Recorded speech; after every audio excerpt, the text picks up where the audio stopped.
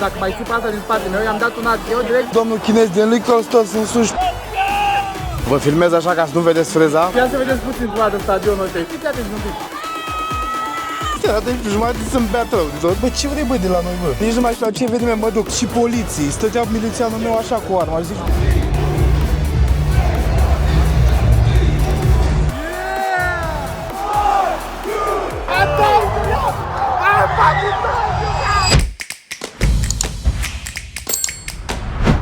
bună dimineața de pe străzile din Brooklyn. Ia uite unde suntem acum, suntem în Brooklyn, bă, aici. Ghetouri, bă, ghetouri. Trebuie să mergem să ne facem părul, pentru că astăzi este ziua cea mare. Mergem la SummerSlam.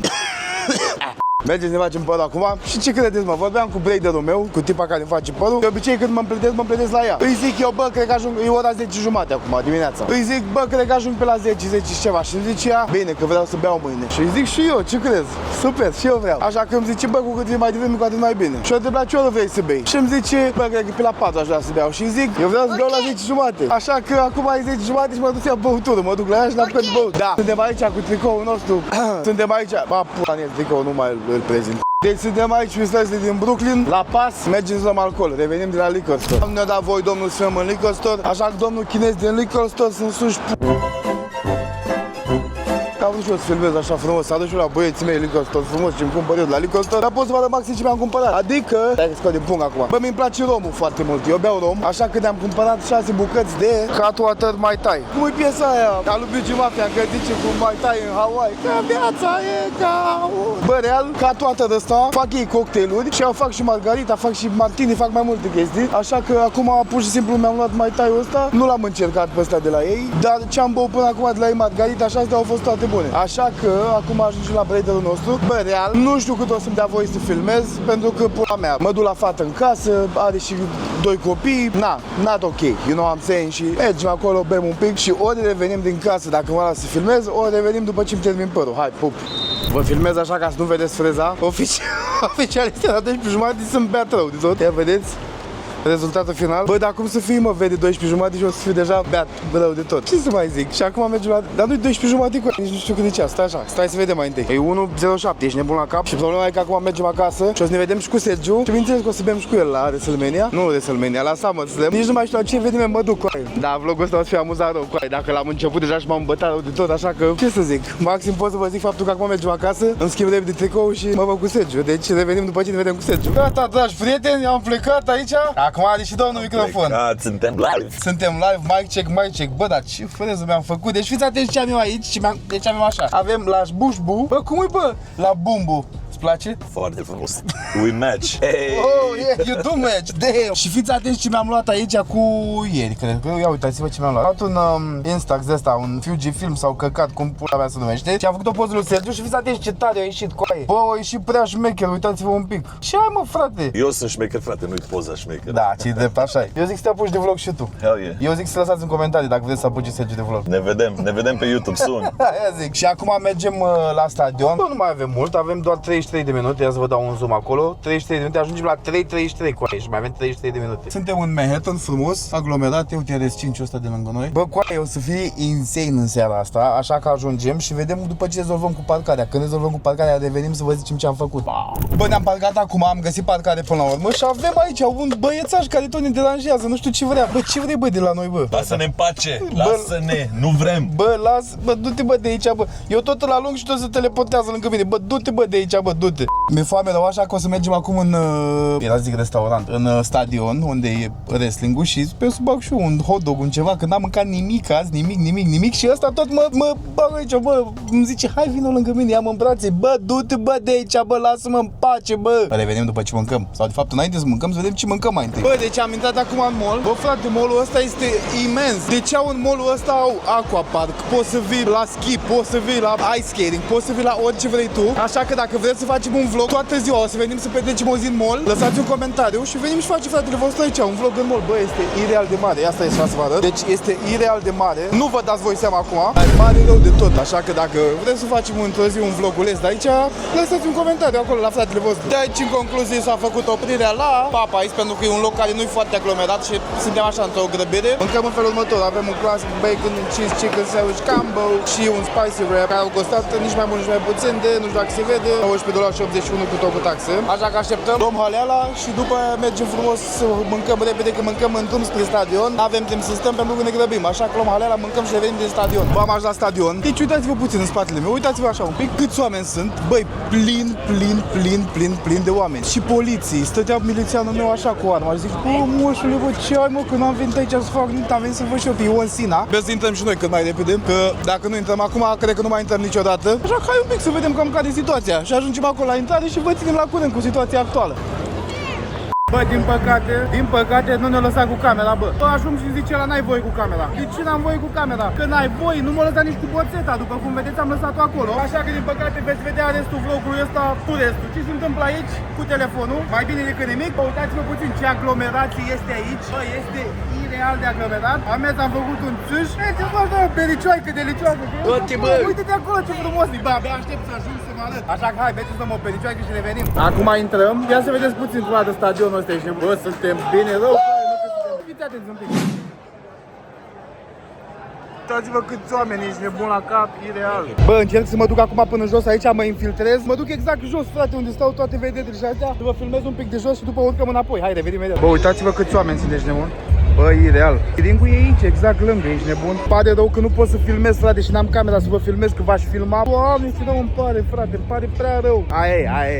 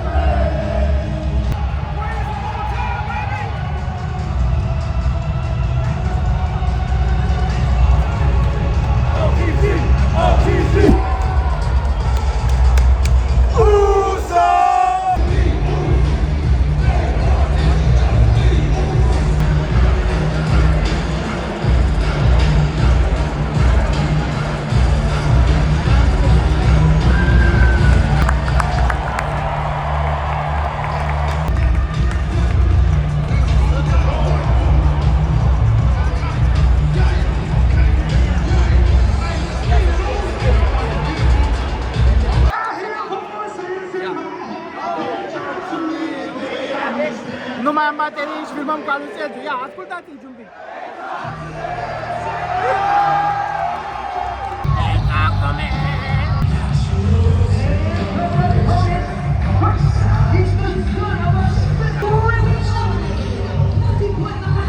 Păi ți-aia-și pula lui!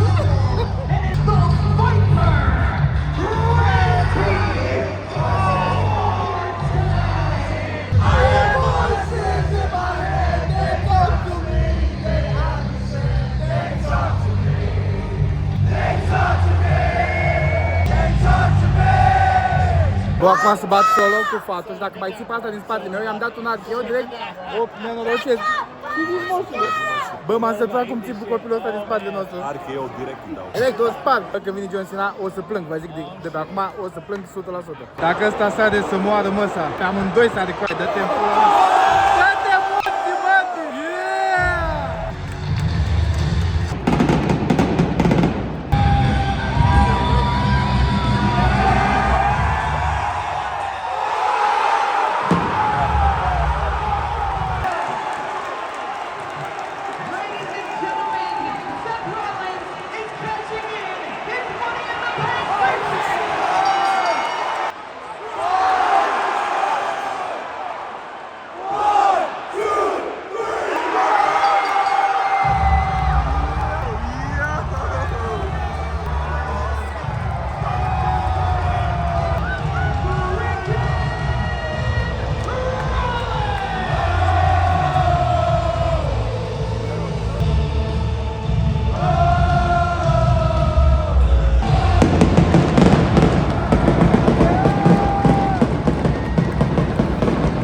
Bă, am ieșit, v-am lăsat cadre filmate cu telefonul. Cu aici s-a întâmplat la sfârșit. A venit Seth Rollins cu da și la Money in the Bank. Bă, deci în spatele nostru avem American Dream-ul frumos cu roata. Și aici avem MetLife Stadium, încă se văd. Sper eu că se văd și pe cameră spoturile astea de lumină. Prima noapte este gata. Mâine o să fie insane, mâine vine John Cena, mâine o să fie insane. Și acum, uite așa, facem o tranziție. Acum, hai, mâine dimineață la tatuaj. Hai, ne vedem la tatuaj. Gata, a doua zi dimineață, am venit direct la tatuaj. Suntem aici, după cum ați văzut și la primul videoclip când am venit să mă tatuez. Același la salon. Frumos, bă, salonul e elegant, ia uite-l. Uite-l ce frumos e, uite ce frumos e tot aici, aranjat. Ne facem piciorul stâng sau piciorul drept, nu știu încă. Eu poza pe care i-am trimis-o eu a fost la piciorul stâng. Deci cred că o să facem piciorul stâng. Hey, How's it going? How you doing, my brother? How you doing, bro? Welcome back. Yeah, I'm back.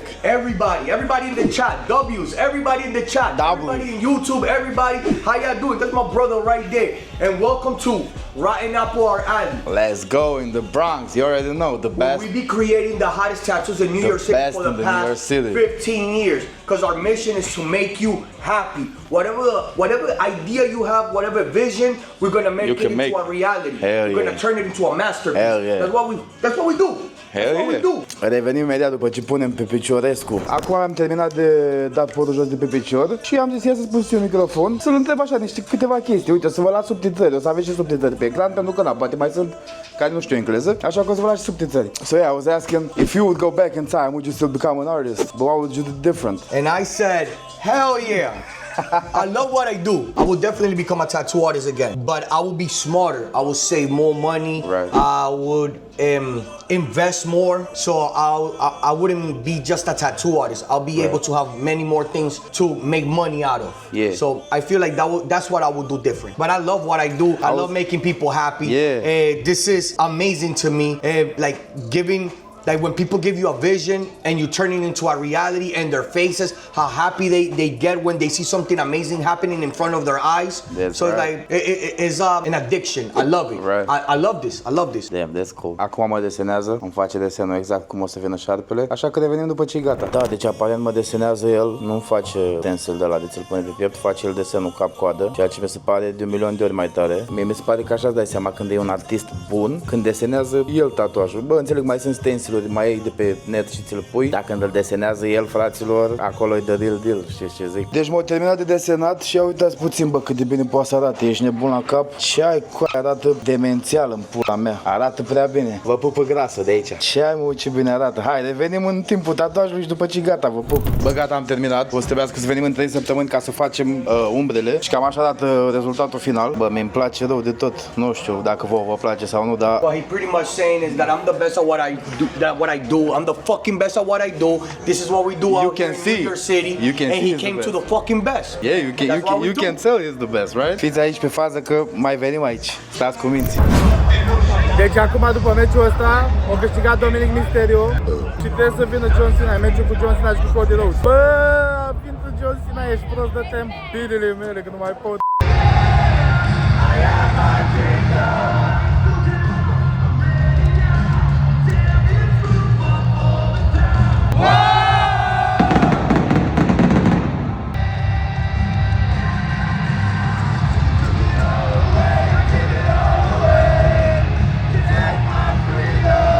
Bă, vine Cena acum, îmi vine să plâng, coaie, ești prost. Cena! Îmi vine să plâng, coaie, du-te în pula mea, coaie, de când eram mic îmi doream să văd momentul ăsta, ești prost.